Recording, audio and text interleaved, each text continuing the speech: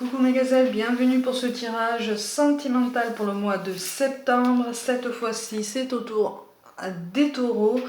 Amis taureaux, comme toujours et à chaque fois, je précise que c'est un tirage général. Ça peut ne pas parler à tout le monde, c'est normal, c'est tout à fait normal. Tout dépend des décisions et des choix que l'on fait. Prenez ce qui vous interpelle, prenez ce qui vous fait réfléchir et qui semble vous toucher personnellement.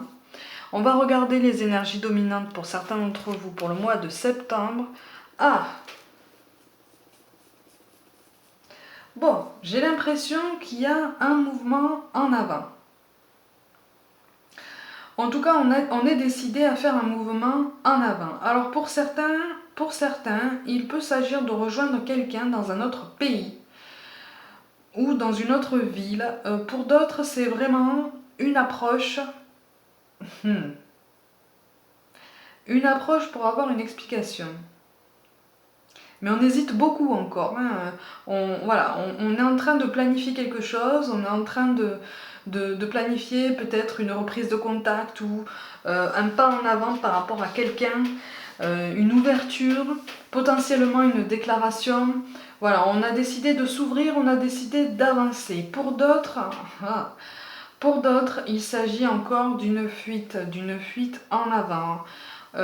On ne sait pas comment prendre cette situation, on ne sait pas, on est encore hanté par un passé qui nous pousse à nous poser trop de questions à notre goût en fait. Du coup, on a tendance à préférer la fuite parce qu'on se dit que c'est plus simple pour tout le monde, on se dit que ça sera moins compliqué, que ça sera potentiellement moins douloureux.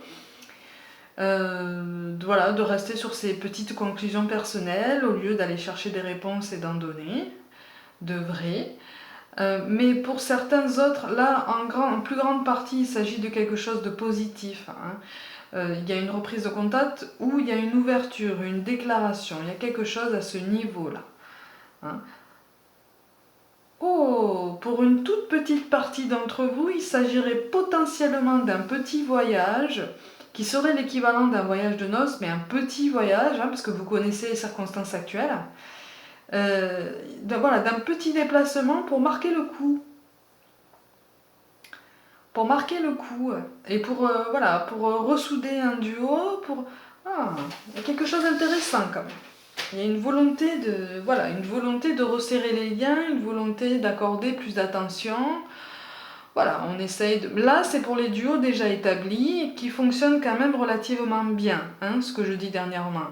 Pour les autres, effectivement, il y a un mouvement en avant, il y a quelque chose qui se prépare. Alors, je ne dis pas que ça aura lieu en septembre. Eh oui, eh oui, oui. Oh là là. Bon, on me parle de quelque chose qui nous fait honte presque. Alors soit on a honte de son comportement, soit le comportement de l'autre nous a fait du mal, mais on a envie de passer à autre chose. Là on est à la fin d'un cycle, un cycle qui nous a fait du mal, un cycle qui nous a fait réfléchir, mais j'ai l'impression qu'en fait pour beaucoup on n'est pas allé au bout de la réflexion, on n'a pas envie forcément d'aller au bout de la réflexion, parce que ça fait trop en fait. Ça fait trop mal, ça engage des sentiments qui sont là, mais qu'on n'ose pas admettre en fait, qu'on n'accepte pas nous-mêmes. Donc effectivement, il y a un sentiment de fuite. Encore une fois, pour d'autres, il y a un renouveau, il y a une réconciliation, un resserrage de liens par une petite expédition quelque part. Pour d'autres, effectivement, c'est vraiment 3 cas de figure là qui ressortent. Hein. Pour d'autres, effectivement, il y a potentiellement une reprise de contact, mais on a honte. Là, j'ai l'impression qu'en fait, vous avez vraiment l'impression de devoir mettre votre fierté de côté, parce que vous avez compris qu'en fait, il y a une discussion à côté de laquelle vous ne passerez pas, pour pouvoir régler les choses, pour pouvoir peut-être être un peu moins hanté par ce passé douloureux et pour pouvoir passer à autre chose. Donc là, il y a un déplacement qui est prévu sur la pointe des pieds. Hein. Là, on va être dans ces petits souliers pour engager une explication, pour engager une discussion en bonne intelligence. Ne vous inquiétez pas, de toute façon, on va le comprendre ça. D'accord? Je vais vous montrer quand même les cartes de synthèse. Donc ce vers quoi vous allez, ou les sentiments qui risquent de vous animer un petit peu plus tard en fonction des décisions que vous allez prendre. Je vais vous expliquer tout ça.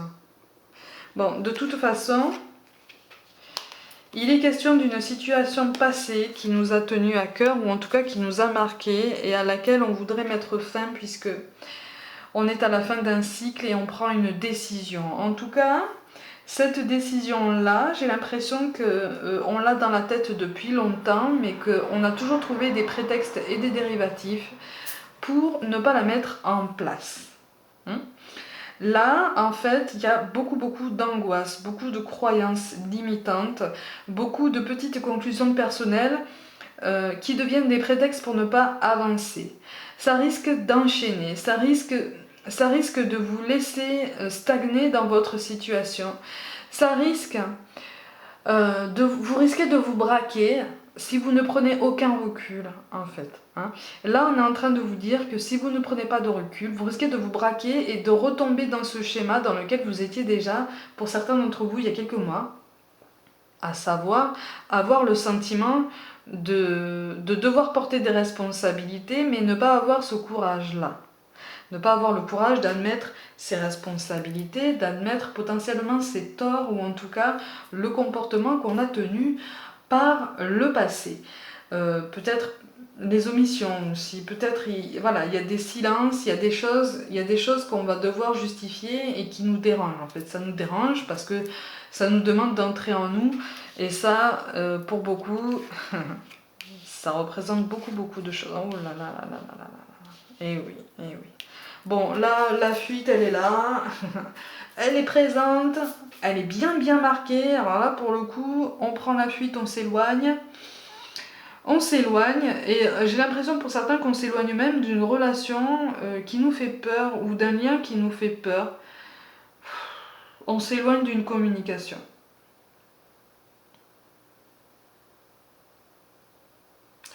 On s'éloigne d'une communication. Alors pour une toute petite partie d'entre vous, j'en vois qui sont mal en fait, qui sont tristes de devoir s'éloigner de quelqu'un avec qui l'engagement est impossible.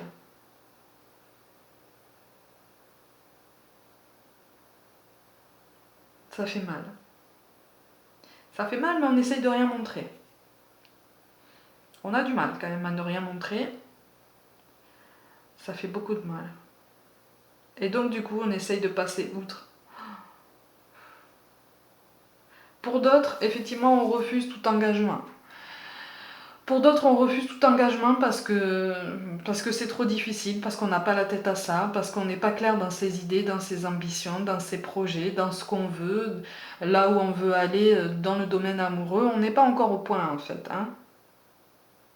Pour ceux qui veulent se réconcilier, effectivement, on veut se réconcilier pour surmonter justement une grosse fracture qu'il y a eu récemment, et on veut essayer d'arranger les choses. Ça va pas être facile. Ça va pas être de tout repos, c'est ce qu'on vous dit, mais là, ça concerne vraiment une plus petite partie d'entre vous. Il y a de la tristesse quand même, on a mal, on est piqué là. On est piqué dans sa fierté. Pour certains, on est piqué dans son orgueil.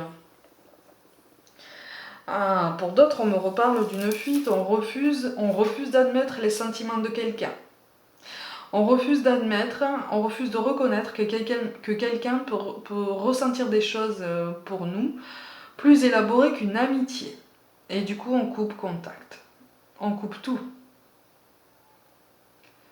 On coupe tout. Alors qu'en fait, on sait que cette personne en face est malheureuse. Elle est malheureuse de ce détachement. Il ou elle, vous accordez selon. Il y a de la tristesse des deux côtés, mais d'un côté, il y a un refus de s'engager. Il y a une peur de l'engagement, il y a quelque chose qui ressort très fortement là. On n'est pas au point sur ses ambitions, on ne sait pas ce qu'on veut. Et là, en fait, c'est comme si on se disait, c'est trop. Ça fait trop d'un coup, ça fait trop longtemps, ça fait trop. Et on est en train de se débattre. Et pour se débattre, soit on prend son courage à deux mains et on engage une explication, on se déplace nous-mêmes et on est en train de prévoir ça pour mettre au clair les choses, soit on fuit. Là, effectivement, on a plusieurs profils.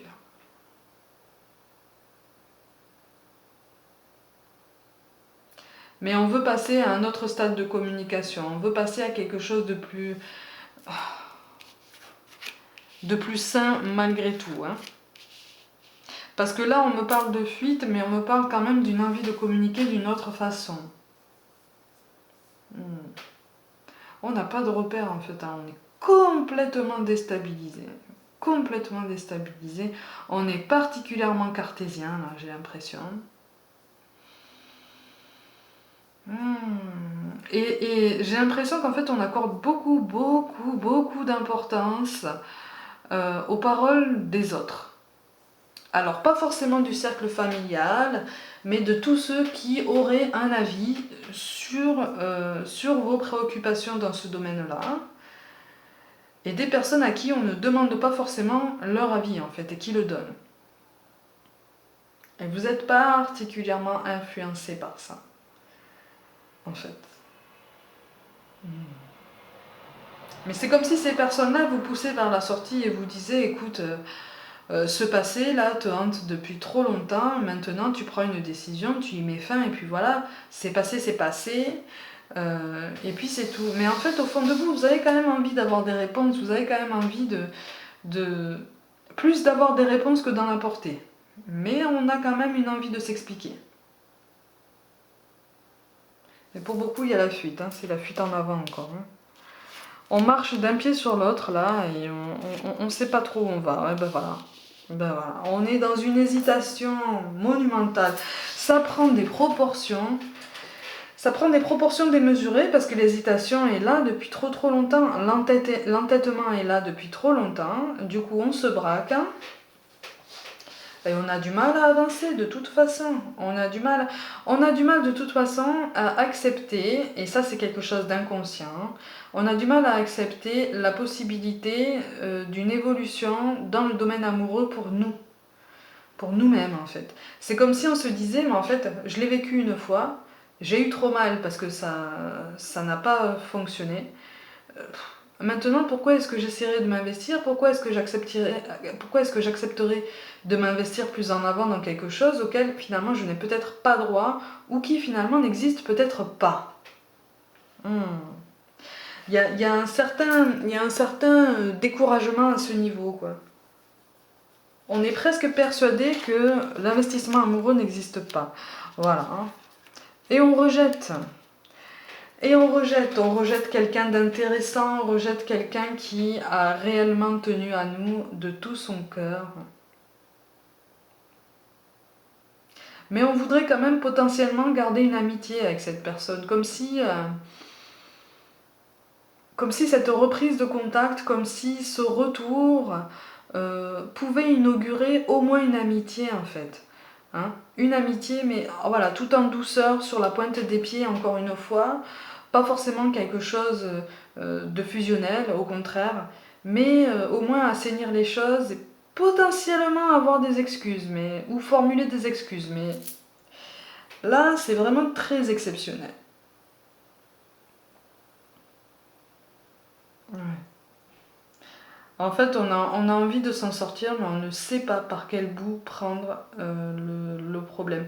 Il y a quelqu'un par le passé qui vous a énormément marqué et pour qui vous avez ressenti beaucoup de choses positives, voire même surprenantes. Ça vous a surpris de ressentir ça pour quelqu'un à nouveau, d'une telle puissance, parce que ça apparaît comme quelque chose de puissant, mais ça vous a fait tellement peur, et aujourd'hui ça vous fait tellement peur.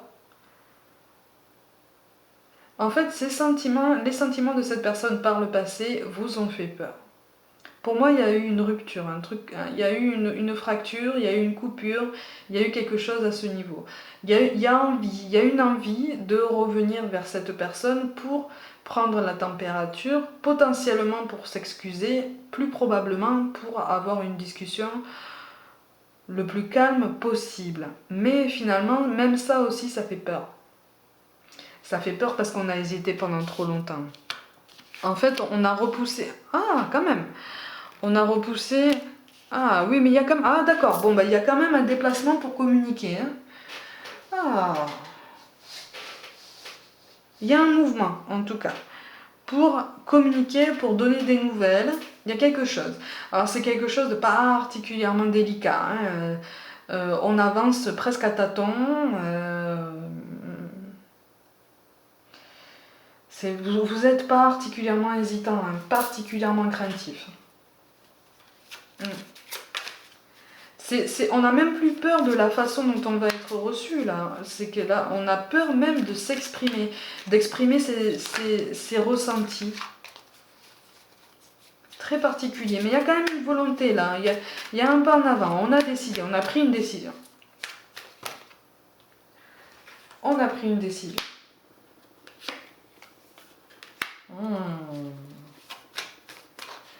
Et on va devoir s'expliquer. On va devoir s'expliquer. Et on va devoir faire face au silence de l'autre.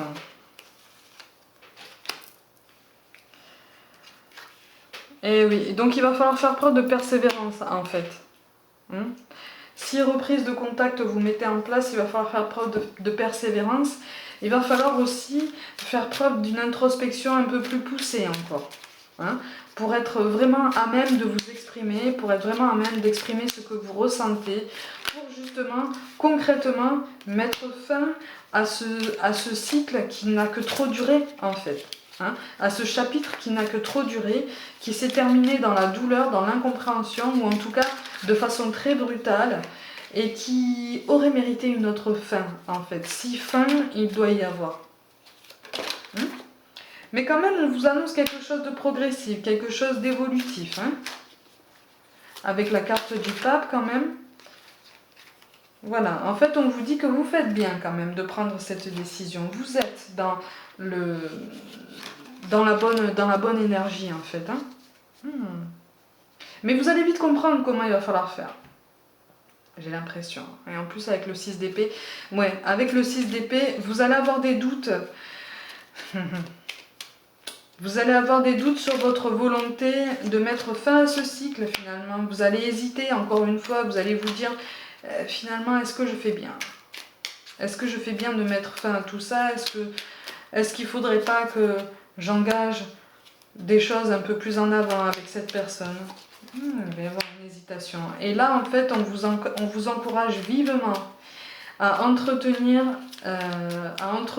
l'échange, à entretenir ce qui a manqué pendant tout ce temps-là et qui vous a poussé à vous enliser dans une angoisse et dans un refus de tout engagement, de tout, voilà, et qui vous a vraiment cristallisé dans un schéma qui ne vous rend pas heureux en fait. Là on vous dit, certes, il va falloir admettre certaines choses, il va falloir admettre potentiellement certains mensonges, il va falloir admettre, il va falloir tomber les masques en fait. Il va falloir accepter de tomber les masques. Il va falloir accepter les conséquences que ça va provoquer en l'autre, et même en vous. Mais il va falloir... ça va vous donner la force d'aller de l'avant, ça va vous donner de la force de tendre la main. De tendre la main vers cette personne à qui, visiblement, vous avez tourné le dos. Vous voyez ? Donc... Et cette personne va rapidement vous aider à comprendre la meilleure façon de communiquer, en fait. Donc, vous allez retomber dans un schéma d'angoisse, d'appréhension en vous disant, attends, est-ce que je fais bien? Est-ce que je fais pas mieux? Est-ce que je ferais pas mieux de reprendre la fuite et finalement de m'évanouir de cette planète comme si je n'existais pas, en fait, pour cette personne? Ou est-ce qu'il serait pas mieux justement de tenter quelque chose, d'attendre un peu, voilà. On est dans cette ambivalence, mais au moins gardez en tête que vous aurez fait un pas en avant pour communiquer, pour apporter vos nouvelles, pour indiquer à l'autre une ouverture pour potentiellement une réconciliation, tout en douceur, je précise, et encore une fois en bonne intelligence entre deux adultes qui sont capables d'échanger et d'admettre ce qui s'est passé en fait. C'est pour ça qu'on vous parle de guérison. Moi, l'ange de la guérison, je suis à tes côtés en ce moment. Sans ma présence et mon amour inconditionnel pour toi, je t'ai aimé depuis ta première heure et je t'aime pour l'éternité. On vous parle de guérison, ça veut dire qu'il y a quelque chose qui va être aplani, il y a une mise au point qui va être mise en place, visiblement de votre initiative, et c'est quelque chose de très sain. D'accord? Parce qu'on va se libérer des deux côtés de beaucoup de choses qui ont pris beaucoup trop de place en fait et qui ont fait stagner un peu tout le monde. On vous parle d'aventure. Au lieu de voir la situation qui te préoccupe comme insurmontable, essaye de l'envisager comme une aventure. Explore toutes les possibilités. Il y en a beaucoup plus que tu ne l'imagines. Plutôt que de voir les choses en noir ou en blanc, essaye plutôt de percevoir les couleurs intermédiaires. En fait, là, on vous dit de ne plus avoir peur d'aimer. On vous dit que ce pas en avant est nécessaire pour votre évolution, pour comprendre que vous aussi, vous devez vous remettre en question, que vous aussi, vous ne pouvez pas juste vous contenter de prendre la fuite et que les choses se calment d'elles-mêmes comme ça. Non, ça ne fonctionne pas comme ça. En tout cas, pas pour la personne qui apparaît ici. Il faut une communication, il faut des mots clairs, tout en restant courtois, mais il faut aplanir une situation, aplanir des questions qui n'ont plus lieu d'être, là, vraiment. On vous parle d'inconnu. N'aie pas peur de l'inconnu, c'est un temps d'exploration intérieure et de transformation. Les territoires étrangers ouvrent de nouveaux horizons. L'inconnu tombe avec ce moment d'introspection nécessaire pour vous, pour aller voir en face, pour admettre en vous les sentiments que vous avez ressentis par le passé, qui sont potentiellement un peu présents ici de façon un petit peu fantôme, un peu latente, mais qui ont été avec le temps plus ou moins associés à de la douleur ou à de la mélancolie, et aussi à de la rancœur au début de la coupure qu'il y a eu là par le passé. Donc là on vous dit en fait de vous réconcilier avec vous-même, de vous sentir légitime, d'être aimé, mais surtout de ne plus avoir peur d'aimer. Et enfin, on vous parle d'anxiété. Nous t'entourons de la lumière de guérison de l'améthyste. Prends une profonde inspiration et respire cette magnifique lumière violette. Sans ton anxiété s'envoler, tu n'as rien à craindre, il n'y a que l'amour. Ça correspond avec les cartes du doute, les cartes de fin de cycle, les cartes qui vous expliquent que vous allez arriver à un moment où, effectivement, vous allez avoir l'impression... vous allez être dans cette ambivalence qui fait que vous allez vous poser des questions. Est-ce que j'ai bien fait? Est-ce que j'aurais pas mieux fait de faire ça? Là, on vous explique qu'il faut vous détendre. On vous reparle de guérison. Donc, cette initiative de tendre la main et de dire, écoute, ça fait peut-être longtemps, mais je voudrais qu'on parle, c'est l'initiative qu'il faut pour déjà avancer vous en tant qu'individu. Vous voyez?